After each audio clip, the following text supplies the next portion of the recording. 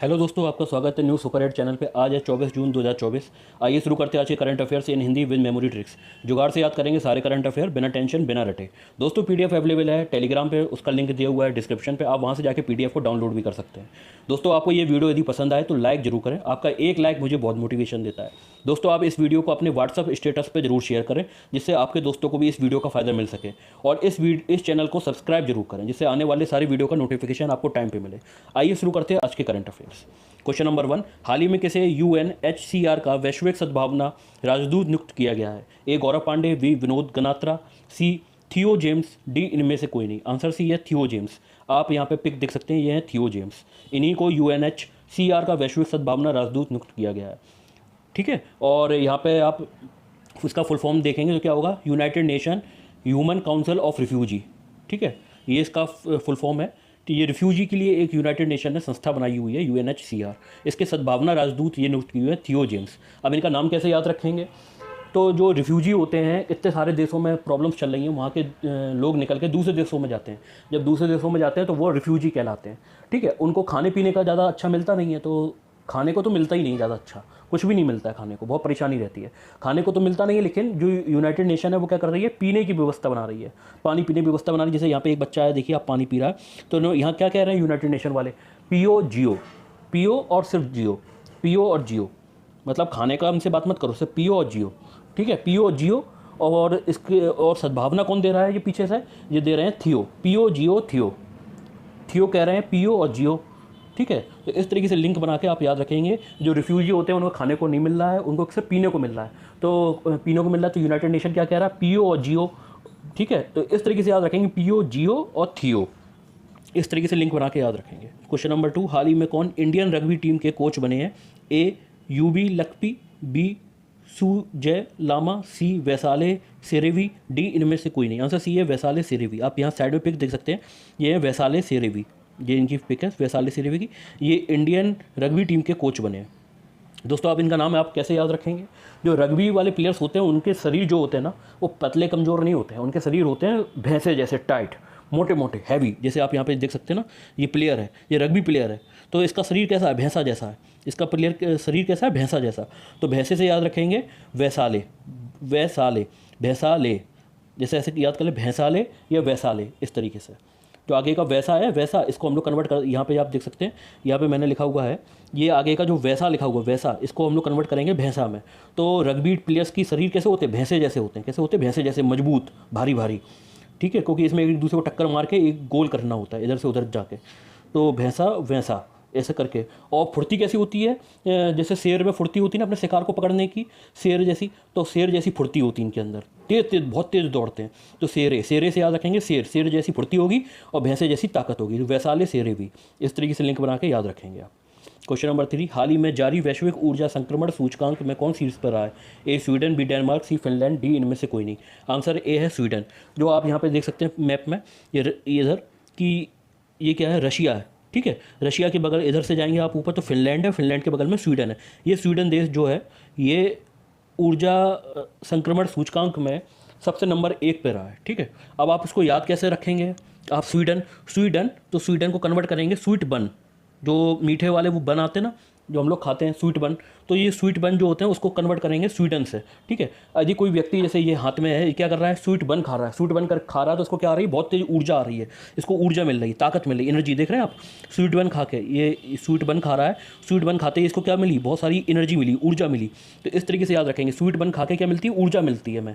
तो स्वीट बन से याद रखेंगे स्वीडन, और ऊर्जा से रखेंगे मतलब ऊर्जा संक्रमण सूचकांक। इस तरीके से लिंक करके याद रखेंगे।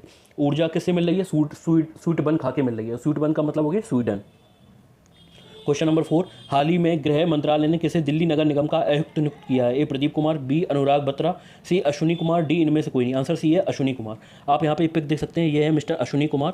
इन्हीं को दिल्ली नगर निगम का आयुक्त नियुक्त किया गया है। अब आप इनका नाम कैसे याद रखेंगे? अश्विनी में अश्व जो होता है, उस अश्व का संस्कृत का वर्ड है अश्व, और हिंदी हम लोग क्या बोल देते हैं कि घोड़ा। तो अश्व का मतलब वो क्या होता है? घोड़ा। तो घोड़ा, यहाँ पे घोड़ा गाड़ी है जो क्या कर रही है? पीछे पूरा कचरा जो होता है ना शहर का, वो लाद के ले जा रहा है। ये घोड़ा गाड़ी क्या कर रहा है? कचरा लाद के ले जा रहा है। और नगर निगम जो बीएमसी है ना, नगर निगम जो है दिल्ली का, वो बीएमसी, तो सॉरी डीएमसी, जो दिल्ली म्यूनिसिपल कॉरपोरेशन है डीएमसी, उसका काम क्या होता है? साफ़ सफाई रखना, जो शहर की जो मूलभूत सुविधाएं प्रदान करती है ना, सड़क बनवाना, सफाई रखना, कूड़ा बटोरना, ये सब उनका काम होता है। तो आप यहाँ पे क्या देख रहे हैं? यहाँ पे आप देख रहे हैं अश्व। अश्व का मतलब क्या होता है? घोड़ा। और पीछे क्या है? गाड़ी। तो डीएमसी का जो कचरा है वो कौन ले जा रहा है? अश्व ले जा रहा है। तो अश्व से कौन याद रखेंगे? अश्विनी। इस तरीके से लिंक बना के याद रखेंगे। क्वेश्चन नंबर 5, हाल ही में डेविड जॉनसन का निधन हुआ है, वे कौन थे? ए गायक, बी क्रिकेटर, सी अभिनेता, डी इनमें से कोई नहीं। आंसर बी है क्रिकेटर। ये इंडिया के पूर्व क्रिकेटर थे डेविड जॉनसन, जिनका हाल ही में निधन हुआ है। क्वेश्चन नंबर 6, हाल ही में 112वां अंतर्राष्ट्रीय श्रम सम्मेलन कहाँ आयोजित किया गया है? A Paris, B Mumbai, C Geneva, D इनमें से कोई नहीं। आंसर सी है जिनेवा। स्विट्जरलैंड का एक शहर है जिनेवा, वहाँ पे 112वां अंतर्राष्ट्रीय श्रम सम्मेलन आयोजित किया गया। अब आप इसको याद कैसे रखेंगे? श्रम सम्मेलन कहाँ आयोजित किया गया है, सिटी का नाम कैसे याद रखेंगे? तो इसमें आप देख रहे हैं कोई एक व्यक्ति है जिसने क्या कर रहा है, बूढ़ा है, और श्रम करते करते उसकी जान निकल गई। देख रहे हैं कैसे थका हारा बैठा है, उसकी श्रम करते करते क्या निकल गई? जान निकल गई। तो श्रम से क्या लिखेंगे? जान निकल गई। जान से याद आएगा जिनेवा। क्वेश्चन नंबर 7, हाल ही में T20 इंटरनेशनल में दूसरे सबसे तेज 100 विकेट लेने वाले गेंदबाज कौन बने हैं? ए अक्षर पटेल, बी संदीप लामिछाने, सी आदिल रशीद, डी इनमें से कोई नहीं। आंसर बी है संदीप लामिछाने। ये नेपाल के क्रिकेटर हैं संदीप लामिछाने, जो T20 इंटरनेशनल में दूसरे सबसे तेज 100 विकेट लेने वाले गेंदबाज बन गए हैं। अब आप इनको याद कैसे रखेंगे? इनका नाम इसको ऐसे याद रखेंगे कि भैया लंबी लंबी छलांगे, लामिछाने से याद रखेंगे, लामिछाने को कन्वर्ट करेंगे लंबी छलांगे, लामिछाने लंबी छलांगे। तो ये बॉलर क्या हुआ? बाउंड्री से लंबी लंबी छलांगे लगा के दौड़ के आया और इसने बॉल फेंकी, जिसकी वजह से इसने ज़्यादा से ज़्यादा विकेट लिए। भाई आप पीछे से बहुत लंबी छलांगे लगा के दौड़ के आओगे तो बॉल की स्पीड इतनी तेज़ हो जाएगी कि बैट्समैन को दिखेगी नहीं और वो आउट हो जाएगा, जिसकी वजह से इनको विकेट ज़्यादा मिलेंगे। तो लंबी छलांगे लगा के आए, उन्होंने ज़्यादा से ज़्यादा विकेट लिए। किसने लिए? संदीप लामिछाने ने। अब इनके बारे में और आपको जानकारी देते हैं। नेपाल के spinner Sandeep Lamichhane T20 international में सबसे तेज 100 विकेट लेने वाले दुनिया के दूसरे गेंदबाज बन गए। संदीप ने 54 T20 इंटरनेशनल मैच में अपने 100 विकेट पूरे किए। उन्होंने ICC T20 विश्व कप 2024 में बांग्लादेश के खिलाफ खेले गए एक मैच में ये उपलब्धि हासिल की है। सबसे तेज 100 विकेट लेने का रिकॉर्ड अफगानिस्तान के राशिद खान के नाम है, जिन्होंने 53 मैच में अपने 100 विकेट पूरे किए थे। क्वेश्चन नंबर 8, हाल ही में सुरमा पाड़ी किस राज्य की विधानसभा की दूसरी महिला अध्यक्ष बनी है? ए आंध्र प्रदेश, बी उड़ीसा, सी अरुणाचल प्रदेश, डी इनमें से कोई नहीं। आंसर बी है उड़ीसा। उड़ीसा की जो विधानसभा है उसकी अध्यक्ष कौन बनी है? सुरमा पाड़ी बनी है, जो दूसरी महिला है। इससे पहले भी एक बन चुकी हैं, जो दूसरी महिला है जो उड़ीसा विधानसभा की अध्यक्ष बनी है। आप यहाँ पे इनकी पिक देख सकते हैं, ये है सुरमा पाड़ी। यहाँ पे आप पिक देख रहे हैं, बैठी हुई है चेयर पे, सुरमा पाड़ी है। अब आप याद कैसे रखेंगे इनका नाम? सुरमा पहाड़ी एक महिला है जो क्या करी हुई है? सुरमा लगाई हुई है आंखों में जो काजल लगाते हैं ना, उसको सुरमा भी बोलते हैं। क्या किया हुआ है इसने आंखों में सुरमा लगाया हुआ है। ठीक है, ये आंखों में सुरमा लगाया हुआ है। और क्या है? सुरमा पहाड़ी। तो यहाँ पे साड़ी भी पहनी हुई है। ठीक है, और कहाँ की है ये? उड़ीसा। तो उड़ीसा से याद रखेंगे ओड़ी क्या उड़ी है? ओढ़नी ओढ़ी है। ठीक है, ऊपर ओढ़नी ओढ़ी है, यहाँ साड़ी पहनी हुई है और आंखों में सुरमा लगाया हुआ है। तो सुरमा पहाड़ी कहाँ की है? उड़ीसा की विधानसभा की अध्यक्ष है। इस तरीके से लिंक बना के याद रखेंगे।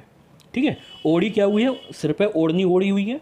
ठीक है, आंखों में सुरमा लगाई हुई है और शरीर पर साड़ी पहनी हुई है। तो सुरमा पहाड़ी उड़ीसा, इस तरीके से याद रखेंगे। क्वेश्चन नंबर 9, हाल ही में कैबिनेट ने किस राज्य के वादावन में एक प्रमुख बंदरगाह के विकास को मंजूरी दी है? ए कर्नाटक, बी गुजरात, सी महाराष्ट्र, डी इनमें से कोई नहीं। आंसर सी है महाराष्ट्र।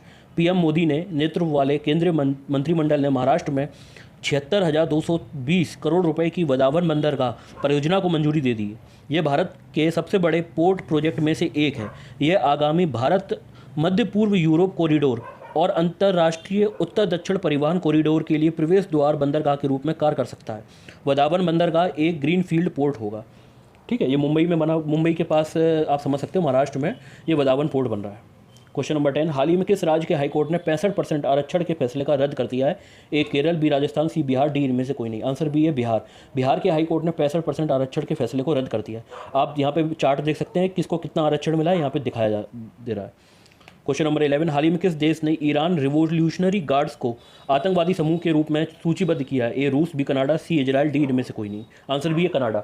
अमेरिका के ऊपर क्या है? यूएसए के ऊपर क्या है? कनाडा है, देश है जिसने ईरान के रिवोल्यूशनरी गार्ड्स को आतंकवादी समूह के रूप में सूचीबद्ध कर दिया है। यूएसए ने तो कर ही रखा था, यूएसए जो करता है उसी को फॉलो करता है कनाडा। क्यों? ठीक है, तो ये अच्छे पड़ोसी हैं। क्वेश्चन नंबर 12, हाल ही में दुनिया की सबसे मूल्यवान कंपनी कौन बनी है? ए एप्पल, बी माइक्रोसॉफ्ट, सी निविडिया, डी इनमें से कोई नहीं। तो सी है एनवीडिया। जो एनवीडिया है ना, ये कंपनी दुनिया की सबसे मूल्यवान कंपनी बन गई है। एनवीडिया क्या करती है, जो हमारे कंप्यूटर्स में ग्राफिक्स कार्ड लगते हैं ना, ग्राफिक कार्ड्स होते हैं या ग्राफिक्स कंपोनेंट भी आते हैं, तो ये कौन बनाती है, एनवीडिया कंपनी बनाती है, दुनिया की सबसे मूल्यवान कंपनी बन गई है। क्वेश्चन नंबर 13, हाल ही में कैबिनेट ने किस हवाई अड्डे के विस्तार को मंजूरी दी है? ए चेन्नई, बी वाराणसी, सी बेंगलुरु, डी में से कोई नहीं। आंसर बी है वाराणसी। उत्तर प्रदेश के वाराणसी के हवाई अड्डे के विस्तार को मंजूरी दी है कैबिनेट ने। क्वेश्चन नंबर 14, हाल ही में भारतीय टेनिस टीम ने ब्रिक्स खेलों में कौन सा पदक जीता है? ए स्वर्ण, बी कांस्य, सी रजत, डी इनमें से कोई नहीं। आंसर बी है कांस्य। पहला पदक होता है स्वर्ण, दूसरा होता है रजत जो चांदी का होता है, तीसरा होता है कांस्य। कांस्य का मतलब आप समझ सकते हो, कांस्य का कॉपर, तांबा और तांबा का मिक्सचर बनाया जाता है कांस्य। ठीक है, अब आप इसको याद कैसे रखेंगे? यहाँ पे क्या है, ब्रिक्स, ईंटों की दीवार है, ईंटों की दीवार है तो क्या है, ब्रिक्स बोलते हैं। ठीक है, उसके ऊपर क्या रखा हुआ है, उसके ऊपर कांस्य का या कॉपर का आप समझ सकते हो कि टेनिस रैकेट रखा हुआ है।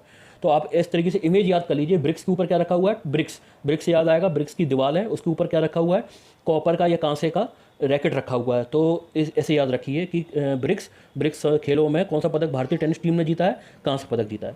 दोस्तों, आपको आज का वीडियो यदि पसंद आया, आज आपको ट्रिक्स पसंद आती हो, तो इस वीडियो को लाइक जरूर करें। आपका एक लाइक मुझे बहुत मोटिवेशन देता है। इस वीडियो को दोस्तों आप व्हाट्सएप पे या किसी अन्य तरह प्लेटफॉर्म पे शेयर जरूर करें, जिससे आपके जैसे और दोस्तों जिनको ये वीडियो की ज़रूरत है, उनको ये वीडियो मिल सके और उनकी हेल्प हो सके। दोस्तों, आप इस चैनल को सब्सक्राइब करें, जिससे आने वाले सारी वीडियो के नोटिफिकेशन आपको टाइम पर मिलता रहे। थैंक यू दोस्तों।